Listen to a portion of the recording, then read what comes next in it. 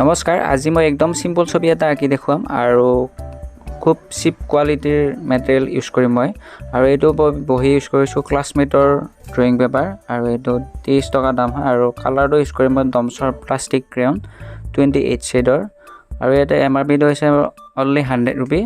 100 টকা তো এইটো কালাৰে মই একদম সিম্পল ছবি মানে আমৰ ছবি এটা আঁকি দেখুৱাম ৰিয়েলিষ্টিক টাইপত তো আপোনালোকে ভিডিঅ'টো চাই থাকিব আৰু মই ইয়াৰ আগতে এটা এখন প্লাষ্টিক ক্ৰেয়নৰ এইটো অমিতা এটা আঁকিছিলোঁ খুব ভাল ৰিজাল্ট এটা পোৱা গৈছে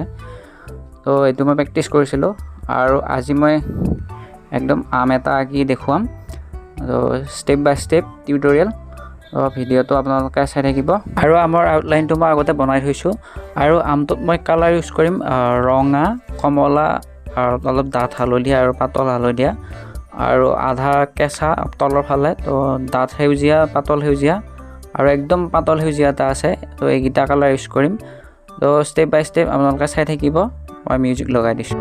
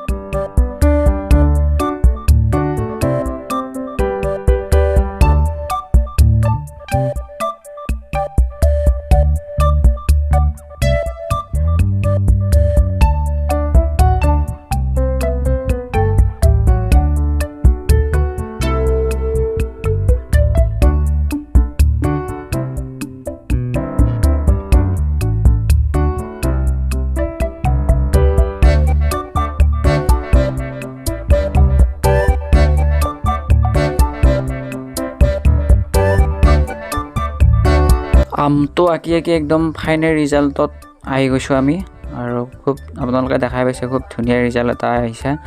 আৰু ইয়াৰে মাজত মই হাইলাইটটো ৰাখিছোঁ হোৱাইট কৰি তো কালাৰটো আৰু মই ইয়াতে হোৱাইট কালাৰ অলপ ইউজ কৰিছোঁ ব্লেণ্ডিং কৰিবৰ কাৰণে আৰু ষ্টেপ বাই ষ্টেপ কৰিলে